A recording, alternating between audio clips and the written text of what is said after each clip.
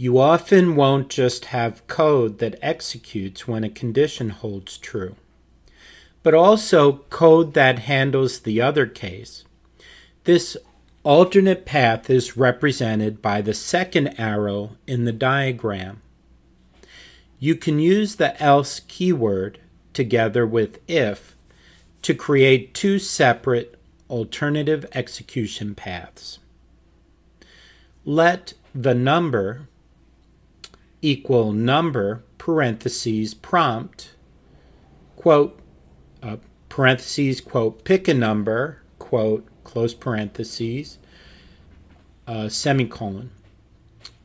So the number equals number of prompt of pick a number if exclamation point number dot is NaN parentheses the number, so not number is not a number, console.log, your number is the square root of, close quotes, plus the number times the number.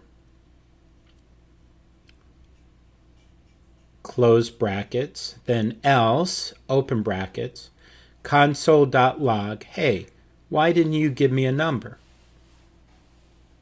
And with a semicolon and close brackets.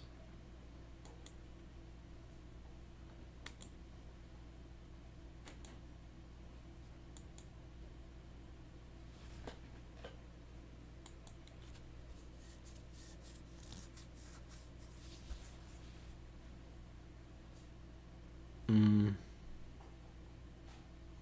number is the square root of 0.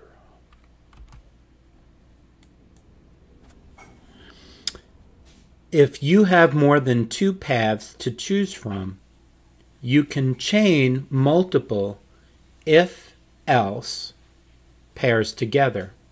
Here's an example. Let num equal number prompt pick a number, semicolon. If num is less than 10, open brackets, console.log, in quotes small, semicolon. Then you close the brackets. Else if, parentheses, num less than 100, close parentheses, then bracket console.log, quote, medium, unquote, semicolon. Else, close the brackets, else, open brackets, console.log, quote, large, unquote, semicolon, and close brackets. So if num is less than 10, let's see, let num equal number, prompt, pick a number. If num less than 10, console.log small. Else if num less than 100, console.log medium. Else console.log large.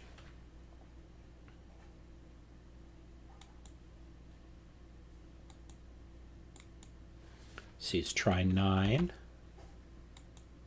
small.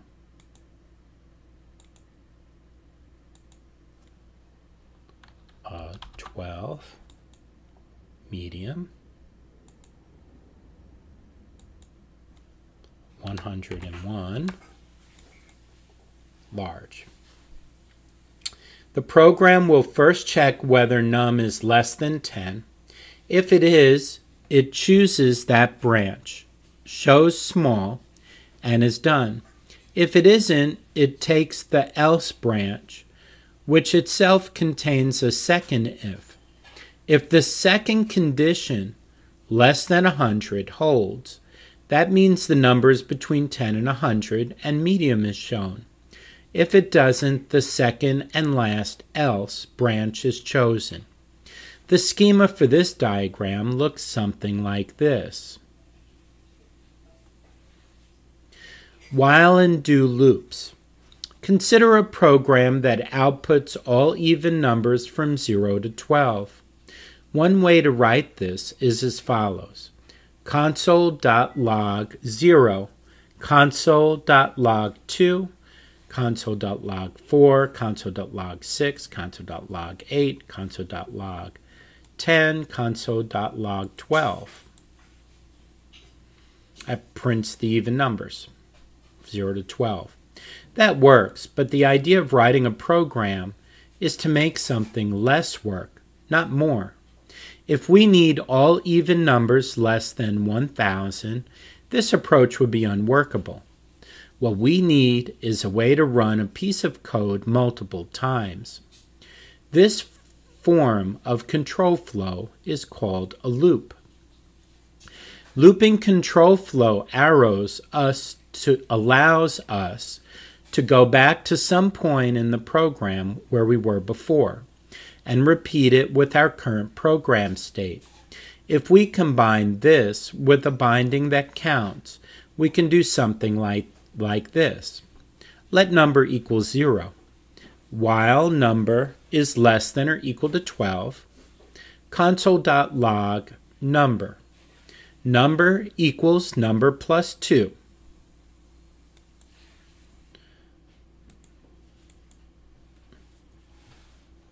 Let's see. Oh, his etc. is the rest of the even numbers. A statement starting with the keyword while creates a loop. The word while is followed by an expression in parentheses and then a statement, much like if. The loop keeps entering that statement as long as the expression produces a value that gives true when converted to Boolean. The number binding demonstrates the way a binding can track the progress of a program. Every time the loop repeats, number gets a value that is 2 more than its previous value. At the beginning of every repetition, it is compared with the number 12 to decide whether the program's work is finished. As an example that actually does something useful, we can now write a program that calculates and shows the value of 2 to the 10th, 2 to the 10th power. We use 2 bindings, one to keep track of our result and one to count how often we have multiplied this result by 2. The loop tests whether the second binding has reached 10 yet, and if not, updates both bindings. Let result equal 1. Let counter equal 0. While counter is less than 10, result equals result times 2. Counter equals counter plus 1. Console.log result. Result times 2. Result is 1. 1 times 2 is 2. Then 2 times 2, 4. Okay, so it's 2 raised to a power. The counter could also have started at 1 and checked for less than or equal to 10. But for reasons that will become apparent in Chapter 4, it is a good idea to get used to counting from 0. A do loop is a control structure similar to a while loop. It differs only on one point. A do loop always executes its body at least once, and it starts testing whether it should stop only after that first execution. To reflect this, the test appears after the body of the loop. Let your name do. Your name equals prompt, who are you? While, exclamation point, your name, console.log your name. Okay, so we have let your name do, your name equals prompt, who are you? While, exclamation point, your name, that's not your name, console.log your name.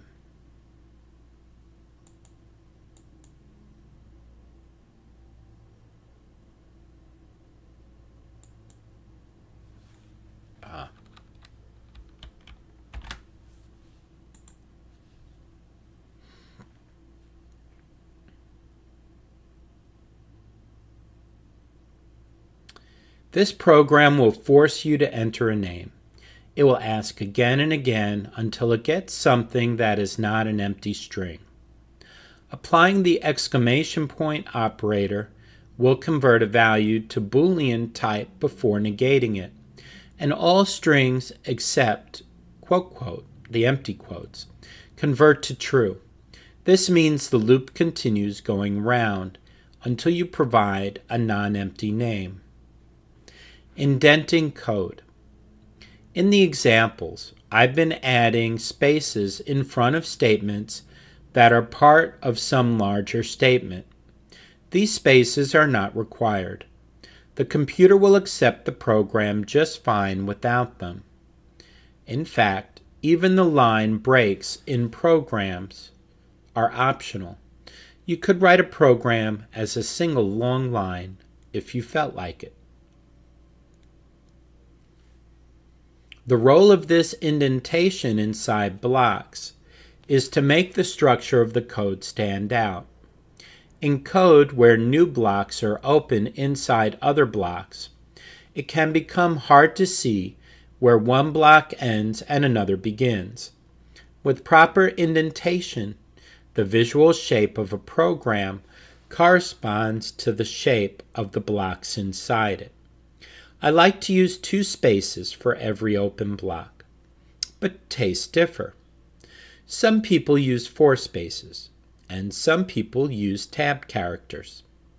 The important thing is that each new block adds the same amount of space. If false, exclamation point equals true, console.log, that makes sense. In quotes, that makes sense, dot.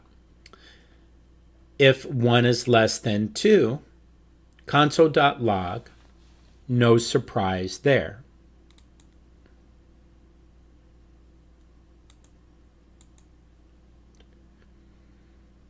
Well, false is not equal to true, so that's true. And it's true that 1 is less than 2, so both these get printed. Most code editor programs, including the one in this book, will help by automatically indenting new lines the proper amount. For loops. Many loops follow the pattern shown in the while examples. First, a counter binding is created to track the progress of the loop. Then comes a while loop, usually with a test expression that checks whether the counter has reached its end value. At the end of the loop body, the counter is updated to track progress. Because this pattern is so common, JavaScript and similar languages provide a slightly shorter and more comprehensive form, the for loop. For, let number equals 0, semicolon, number less than or equal to 12, semicolon, number equals number plus 2, console.log number.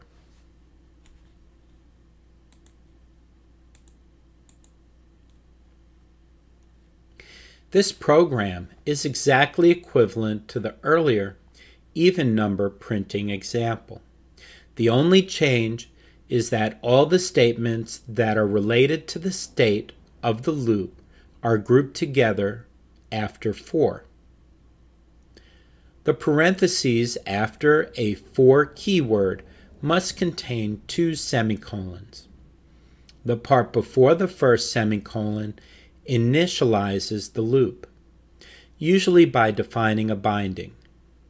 The second part is the expression that checks whether the loop must continue. The first part updates the state of the loop after every iteration. In most cases, this is shorter and clearer than a while construct. This is the code that computes 2 to the 10th using for instead of while. Let result equals 1, semicolon. For, let counter equals 0, counter less than 10, counter equals counter plus 1. result equals result times 2. Then on the next line, console.log result.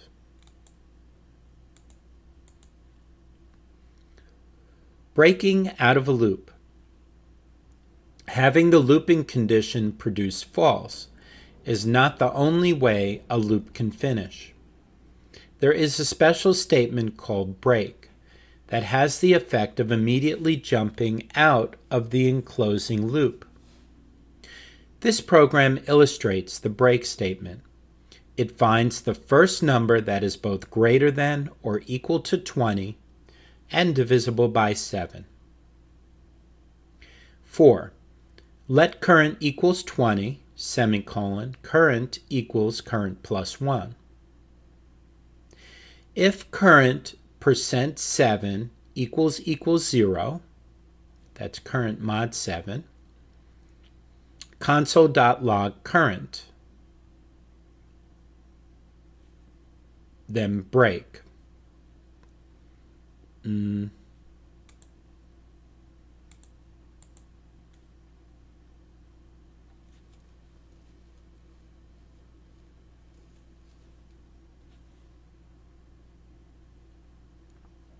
Using the remainder % operator is an easy way to test whether a number is divisible by another number.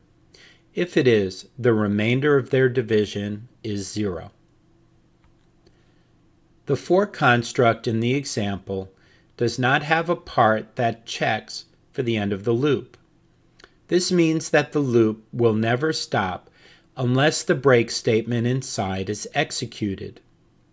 If you were to remove that break statement, or you accidentally write an end condition that always produces true, your program would get stuck in an infinite loop. A program stuck in an infinite loop will never finish running, which is usually a bad thing. If you create an infinite loop in one of the examples on these pages, you'll usually be asked whether you want to stop the script after a few seconds. If that fails, you will have to close the tab that you're working in, or on some browsers, close your whole browser to recover. The continue keyword is similar to break, in that it influences the progress of a loop when continue is encountered in a loop body. Control jumps out of the body and continues with the loop's next iteration. Updating bindings succinctly. Especially when looping, a program often needs to update a binding to hold a value based on that binding's previous value. JavaScript provides a shortcut for this. Counter plus equals 1. So counter equals counter plus 1 is the same as counter plus equals 1, semicolon. Similar shortcuts work for many other operators, such as result times equals 2 to double result, or counter minus equals 1 to count downward. This allows us to shorten our counting example a little more. For let number equals 0, number less than or equal to 12, number plus equals 2. Console.log number.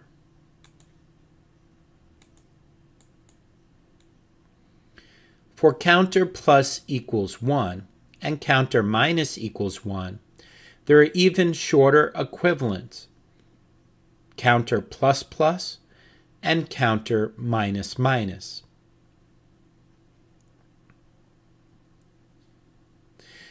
Dispatching on a value with switch. It is not uncommon for code to look like this. If x equals value 1, action 1, open close parentheses, semicolon. All right, if x equals value 1, action 1, parentheses. Else if x equal value 2, action 2, parentheses.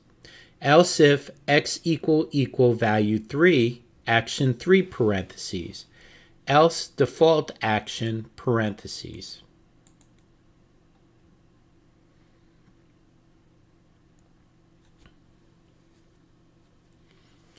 There is a construct called switch that is intended to express such a dispatch in a more direct way.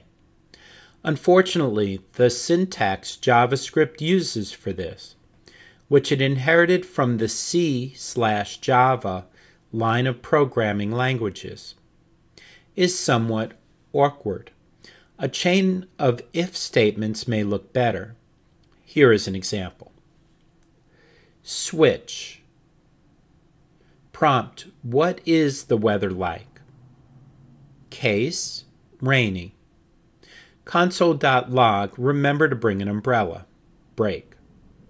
Case, sunny. Console.log, dress lightly.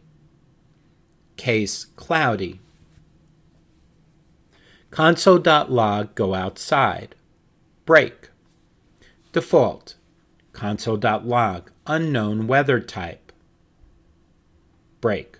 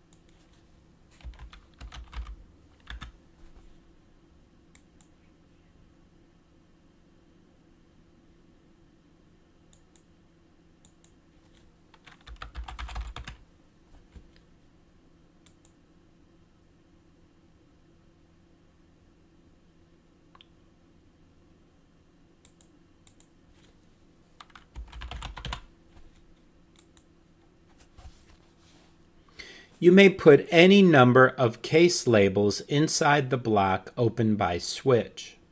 The program will start executing at the label that corresponds to the value that switch was given, or at default, if no matching value is found.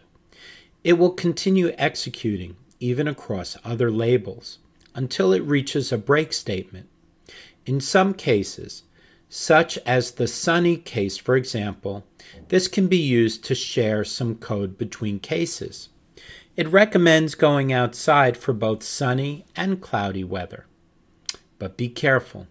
It is easy to forget such a break, which will cause the program to execute code you do not want executed.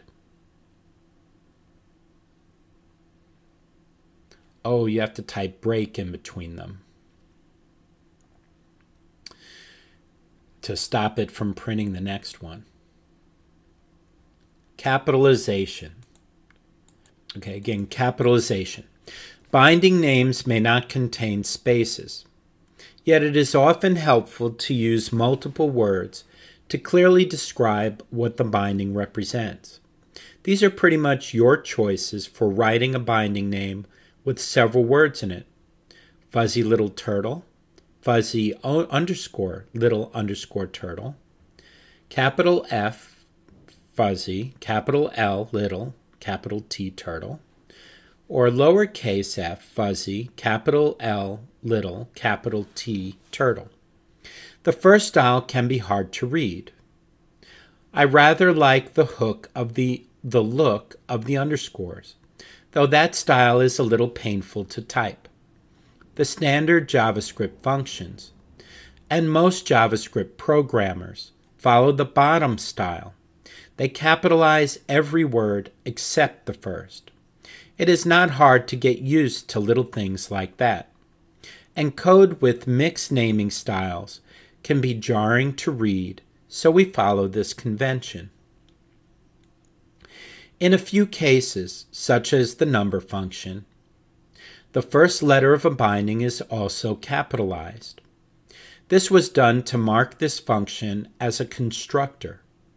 What a constructor is will become clear in Chapter 6.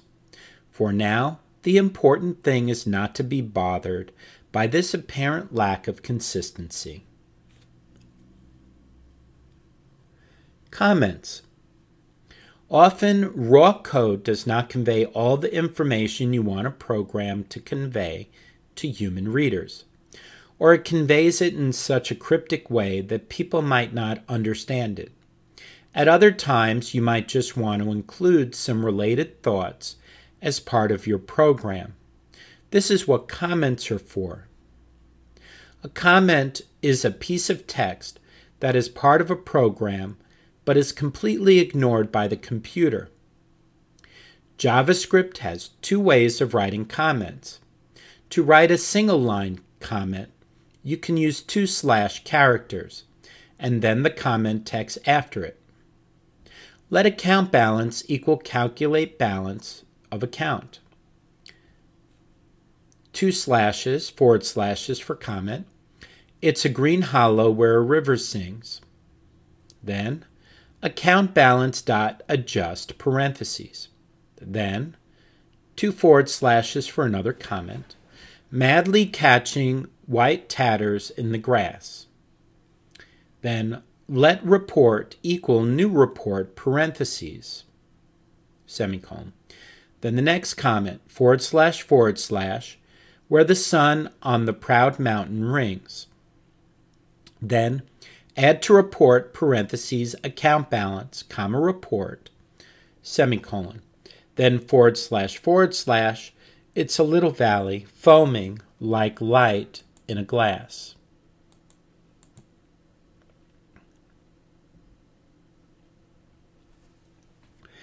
A // comment goes only to the end of the line. A section of text between /* and */ will be ignored in its entirety, regardless of whether it contains line breaks. This is useful for adding blocks of information about a file or a chunk of a program.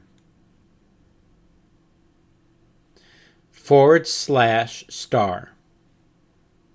I first found this number scrawled on the back of an old notebook. Since then, it has often dropped by, showing up in phone numbers and the serial numbers of products that I've brought.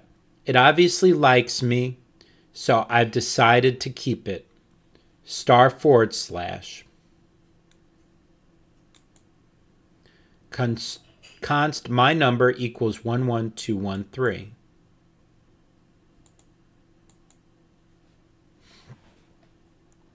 Summary. You now know that a program is built out of statements, which themselves sometimes contain more statements. Statements tend to contain expressions, which themselves can be built out of smaller expressions. Putting statements after one another gives you a program that is executed from top to bottom. You can introduce disturbances in the flow of control by using conditional, if, else, and switch, and looping, while, do, and for statements. Bindings can be used to file pieces of data under a name, and they are useful for tracking state in your program. Again, bindings can be used to file pieces of data under a name, and they are useful for tracking state in your program. The environment is the set of bindings that are defined. JavaScript systems always put a number of useful standard bindings into your environment. Functions are special values that encapsulate a piece of a program. You can invoke them by writing function name, parentheses, argument 1, argument 2, close parentheses. Such a function call is an expression and may produce a value. Exercises. If you are unsure how to test your solutions to the exercises, refer to the introduction. Each exercise starts with a problem description. Read this description and try to solve the exercise. If you run into problems, consider reading the hints after the exercise. Full solutions to the exercises are not included in this book, but you can find them online at https://eloquentjavascript.net/code. If you want to learn something from the exercises, I recommend looking at the solutions only after you've solved the exercise, or at least after you've attacked it long and hard enough to have a slight headache. Haha. Looping a triangle. Write a loop that makes 7 calls to console.log to output the following triangle. Let's see, 1, 2, 3, 4, 5, 6, 7. Pound signs. It may be useful to know that you can find the length of a string by writing .length after it. Let ABC equal quote ABC unquote. Console.log abc.length. And the length is 3 letters. 3.